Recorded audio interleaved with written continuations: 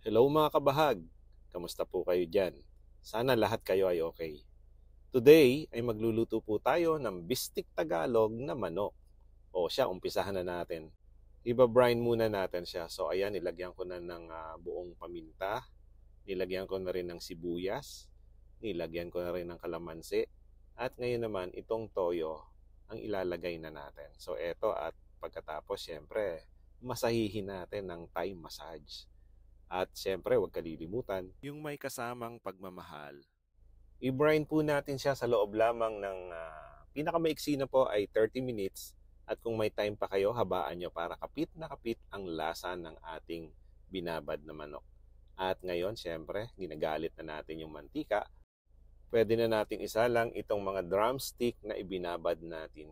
Ang technique na gagawin ko ngayon ay igigisa ko muna siya sa mantika or yung tinatawag nating isasangkot siya para mas masarap po siya at kapit na kapit ang lasa. So ito, as you can see, no, inilalagay ko na siya na isa-isa. Pwede nyo rin naman pong ibuhos ng sabay-sabay. Yun nga lang, kaya iniisa-isa ko siya ay gusto ko kasing mapil. For some reason, di ko talaga maipaliwanag na kapag hinawakan ng kamay ko, talagang nag-iiba talaga.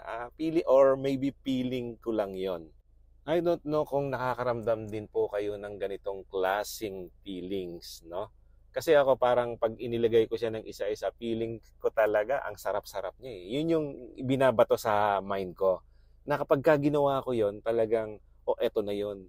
This one is perfect. Ganun po yung ibinibigay sa akin na, na pakiramdam.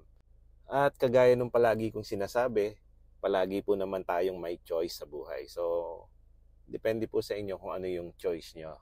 So, ayan, back to business na tayo.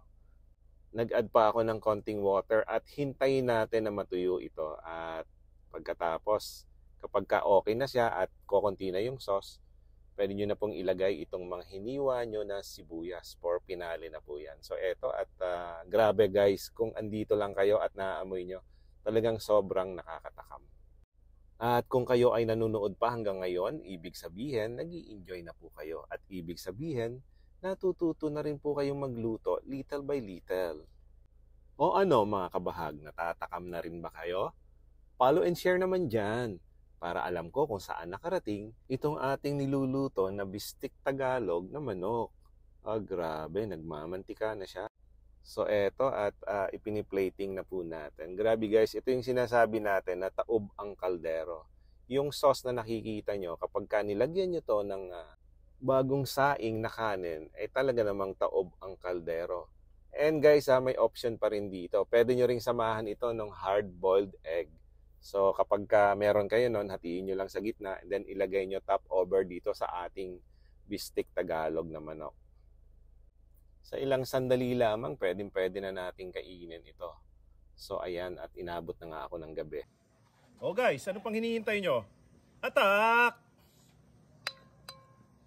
Sauce muna, tikman natin. Masarap.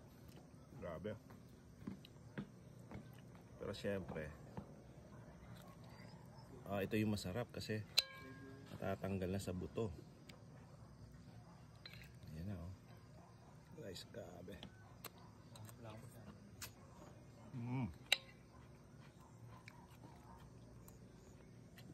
Sauce pa lang, ulam na.